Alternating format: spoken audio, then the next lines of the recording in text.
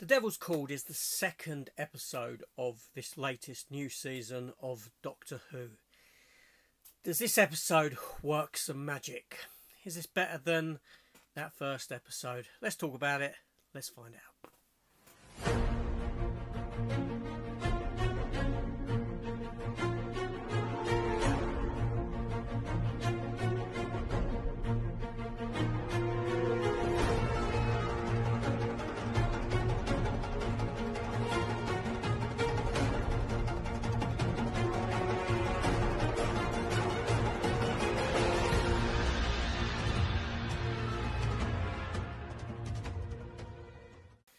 Ladies and gentlemen, welcome back to the channel and welcome to this review for The Devil's Chord. Yes, Doctor Who is back on our screens. BBC, the Disney funded Doctor Who.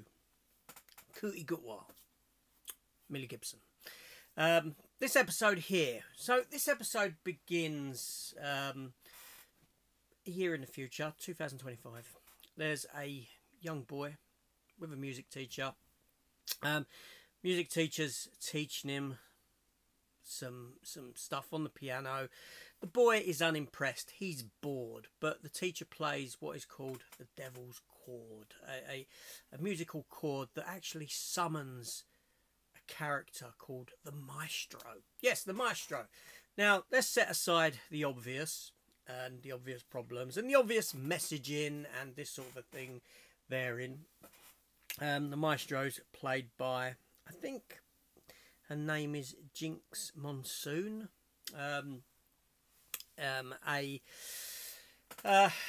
drag artist, shall we say. Anyway, that aside, this character is summoned, and there we go. It's introduced. It's a villain. We jump to the Doctor and Ruby. She wants to go and visit Beatles. She wants to go and see some of the Beatles writing their famous songs. So they head there. They head to the 1960s and they deck out in 1960s clothing. And, well, they go and see the Beatles, and the Beatles aren't performing well. In fact, music is gone. There is no music. No one's interested in music. The Maestro has stripped the world of music. And it's up to the Doctor and Ruby to find out what exactly is going on and face off against the Maestro. They do this by way of Ruby playing a piano, playing a song that she'd written, or a tune that she'd written for someone, and this summons the Maestro back, and the Maestro gets into it. They then jump forward to 2024, the Doctor. And they see what the world is like without music, and the world's been destroyed. Nuclear winter, and this is music to the ears of the Maestro, because there's nothing better than that sort of sound, the sounds that generates, the music in the air there. And then they have to go back to the 1960s to put right what once went wrong. That's pretty much the episode. It's that. So, okay, all right. So I'm going to be fair. Here, right?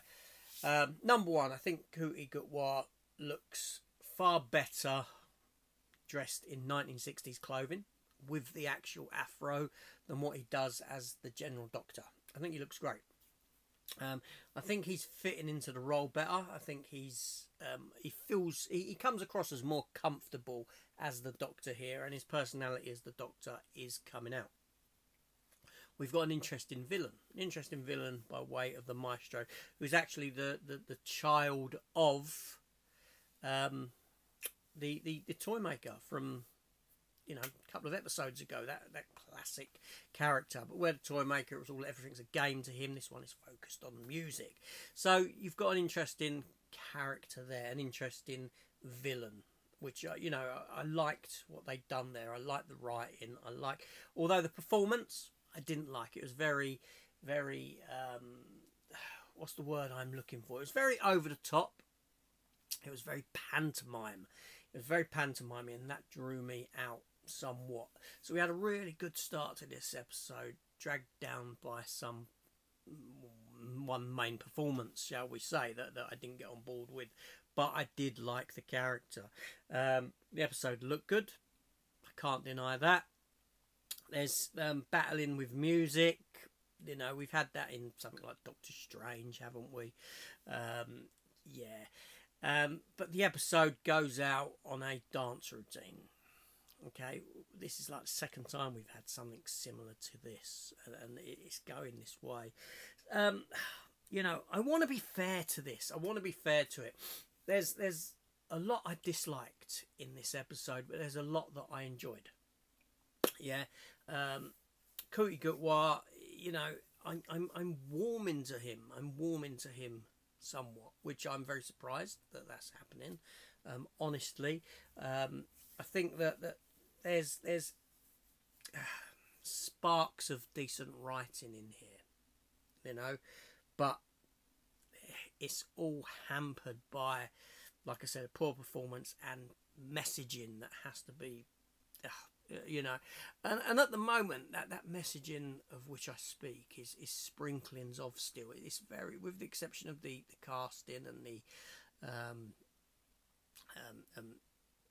that sort of stuff, it's very light. It's very light, but I'm a bit concerned about where it's going to go, what it's going to give us. But that's something for another time. That's something to digest as we go along. But no, this would have worked better for me as the first episode of the season. There are obviously, like in the last episode, there are what's to come. There's little tidbits of someone's coming, something's happening, you know. Ruby and her, you know, her birth and all this sort of thing, the DNA at the end of the last episode, you know, it's giving you that stuff to look forward to, the bigger picture, shall we say.